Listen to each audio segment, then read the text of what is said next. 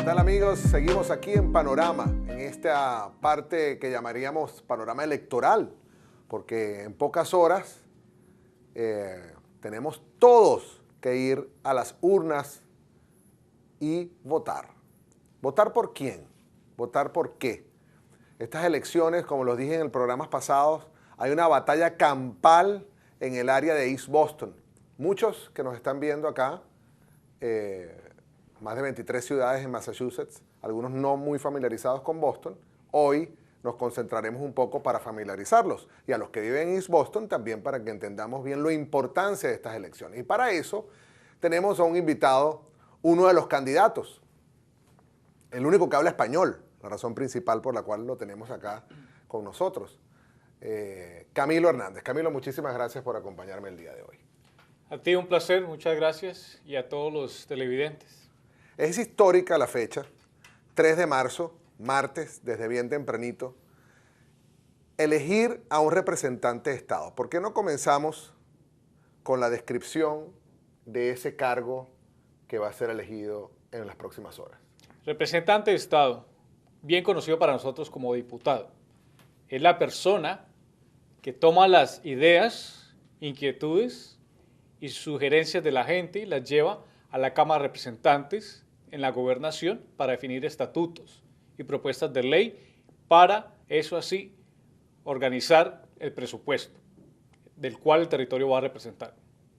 ¿Son cuántos? 160. 160. Representantes estatales o diputados, 160. ¿Cuántos latinos hay de esos 160? Son entre 3 o 4, yo creo que hay. 3 o 4 latinos. Sí. Y hay una Cámara del Senado también. Correctamente, sí. ¿Que hay cuántos senadores? En este momento no tenemos, sino, podríamos decir, a Sonia Chen Díaz. ¿Y cuánto es el total de la Cámara del Senado? 40. 40. O sea, son 160 representantes de Estado. Correctamente. Y se está eligiendo a uno. ¿Cuál es la importancia de este uno que se está eligiendo? ¿Que representa a cuál territorio? Esta es la esperanza de una persona que ha vivido la transición del territorio de East Boston, que es el 70%, no solo hispano, sino inmigrante. Seríamos históricamente el primer representante o diputado inmigrante hispano en esa Cámara de Representantes. Es muy importante. Si te eligen a ti. Correctamente. Ahora, este es una zona, esos 140 puestos se dividen en territorios. Correctamente. Hay uno por territorio. Sí, por distrito. Por correctamente. distrito. Este distrito que estamos hablando, ¿cuál es y qué cubre? Este distrito es el distrito primero de Suffolk, que es el distrito de East Boston. Solamente East Boston. ¿Cuál es la población? La población varía entre 50 y 65 mil habitantes. ¿Cuál es esa diferencia entre 50 y 65 mil? Los indocumentados. Correctamente. Hace más o menos... O sea, que algunos políticos dicen nada más 50 mil. Tú dices 65 mil. Sí, siempre hay que manejar como las estadísticas, el sistema matemático, hay que manejar eso, pero la realidad está al margen, no de error, pero la persona que le da miedo mandar esa información porque es indocumentada. Entonces, de todas maneras, estamos hablando de humanos que viven en ese territorio, que trabajan, pagan impuestos. Amigos. Son tienes amigos indocumentados? Totalmente, con los que trabajo diariamente. Conoces gente que contrata indocumentados. Correctamente. Clientes indocumentados. Absolutamente. Entonces no hay que tenerle miedo a ignorarlos o ni siquiera mencionarlos. No, son humanos, más bien apoyarlos. son humanos. Este tema de la elección del 3 de marzo ha causado, a diferencia de muchos otros eventos electorales que yo por lo menos he presenciado, ha tenido una especie de sentimiento, ¿verdad? Porque son cuántos años en los cuales el liderazgo de una zona que ha cambiado tanto demográficamente se ha mantenido en las mismas manos. ¿Cuántos años? Pues desde los 70. Desde los 70. De los 70, correctamente. Pero han habido candidatos latinos en el pasado por este puesto. Correctamente, sí. Siempre ha habido proyectos de candidatos latinos nacidos acá. Esto es una transición diferente que representa la realidad, que es el hispano inmigrante, que representa y que compone. Sí. Camilo Hernández. ¿Quién le representa la realidad? Es el 70% de la población, inmigrante latino. Camilo Hernández es el único candidato hispano por este puesto de representante de Estado. Hay otros 5 de diferentes orígenes. Todos ellos han defendido la tesis de que no es necesario elegir a un candidato por su origen, sino por lo que representa y lo que ofrece a la comunidad, ¿no? Pero tú bien lo has dicho, aquí hay una diferencia, tu posición como inmigrante. Vámonos a tu vida. ¿Cuándo llegaste a los Estados Unidos? ¿Y cómo llegaste a los Estados Unidos? Ok, como lo que dijiste al principio, no la necesidad de representar la realidad, pero yo a ellos les dije en un debate. ¿A quiénes ellos? A los otros candidatos. Hace 20, 30 años, cuando ellos necesitaban ese cambio, lo hicieron, porque representan la realidad. Ahora nosotros necesitamos ese cambio. La gente pide el cambio, necesitamos esa realidad. Punto, se lo dije a ellos. Ahora te respondo lo que me acabas de preguntar. Camilo Hernández viene de los Llanos Orientales de América Latina. Es el ciudadano de Américas Unidas y el Caribe, específicamente Colombia, que un 24 de diciembre su papá muere, pero antes de morir le dice, inviertan la gente. ¿Dónde naciste? ¿En qué ciudad? Villavicencio. ¿Qué población tiene Villavicencio? Son 170,000 habitantes. Es una zona bien rural, bien pequeña. 24 de diciembre tu papá falleció. Sí, correctamente. El día de Navidad. Exactamente. Entonces fue una transición bien difícil porque él fue un hombre que sirvió a la comunidad, sirvió a la gente, hizo servicio público toda su vida. Entonces eso va a mi sangre, eso va a mi corazón. Pero antes de morir me dice, inviertan la gente, inviertan la gente, inviertan la gente y no abandona a su familia. Tu vida al llegar ya entendía que tu visión era venir a tratar de hacer vida y ayudar a tus hermanos. Correctamente. Traértelos acá. Correctamente. Y a tu madre también. Correctamente. Correctamente. ¿Cómo el desafío? ¿Cómo lo lograste? Sacrificio, lucha, noches de frío. ¿Cuál fue tu primer trabajo? Vendía colores. Dibujaba en la calle. Vendía colores, dibujaba en la calle. Sin saber dibujar. ¿Qué dibujabas? Tenía que dibujar un arco iris, una casa y un sol. ¿A cuánto lo vendías?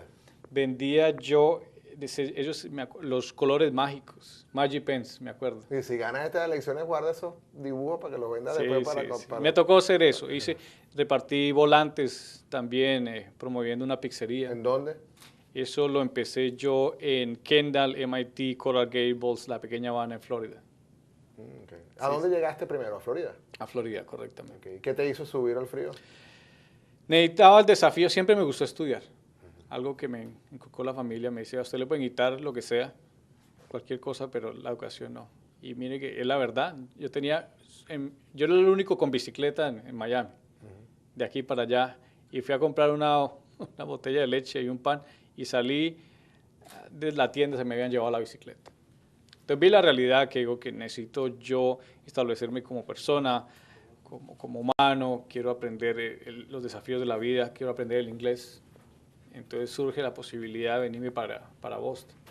¿Quién te ayudó con el tema de los documentos? Tuve la oportunidad de ir a la universidad y entonces eso me habilitó para cambiar la visa de turista a estudiante, porque necesitaba tener papeles o documentos para establecerme acá. Entonces la viabilidad de cambiar la documentación. Visa estudiante. Correctamente. Hicimos la transición de los papeles por medio de la universidad, pero siempre se demoró como entre 7 y 9 meses. No sabía si tenía documentos. Ahora hablas volviendo al tema de la comunidad que quieres representar aquí en East Boston, ¿qué porcentaje de inmigrante crees tú? Inmigrante contemporáneo, pues más o menos que haya llegado en los últimos 20 años. Pasa a los 25,000. Los 25,000. Correctamente. ¿De cuál es la población total? Podemos decir unos 60, 65,000.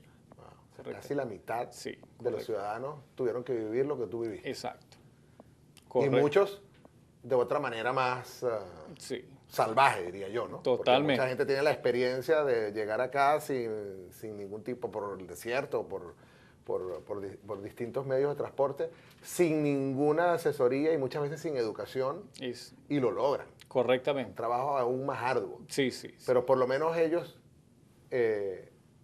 deberían sentir que tú sabes lo que ellos están viviendo. Todos estamos correlacionados. Cuando yo he decidido establecerme aquí a trabajar con el sistema de las escuelas públicas, todos esos muchachos que llegaban por medio de la frontera, días y días llegaban aquí solos.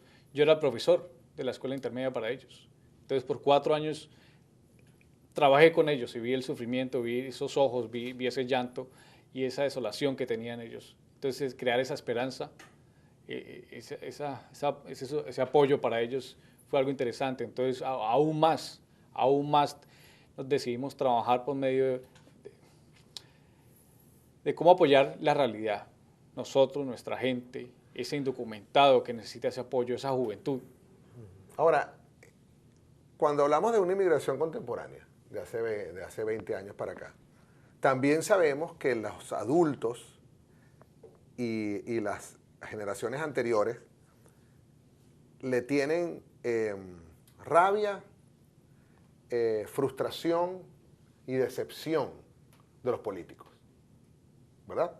Principalmente lo que ha sucedido con los políticos de nuestros territorios, que llegaban a nuestros pueblos a buscar el voto y una vez que se los dábamos, se olvidaban de nosotros, ¿correcto? Y por eso es que muchos de nosotros nos vinimos, ¿verdad? Por la frustración de ver que el liderazgo, y muchos de nosotros también, nuestros padres o abuelos o tíos nos decían, no, a los políticos, para los políticos nada más, lo escucho todavía en la radio.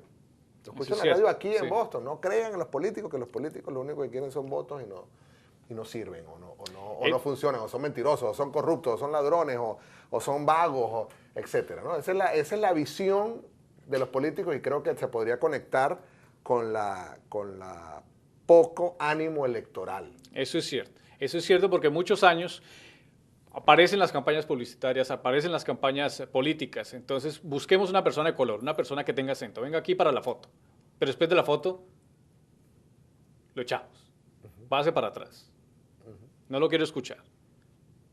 Entonces, lo estamos viviendo en este momento. Eso es una realidad. El gobernador Baker, con el cual tú quieres legislar, tú apoyas al gobernador Baker en algunas cosas y en otras me imagino que no. Pero una de las realidades es que el gobernador Baker vino a todos los eventos latinos, trató y agarró algunos votos latinos, muchos lo apoyaron.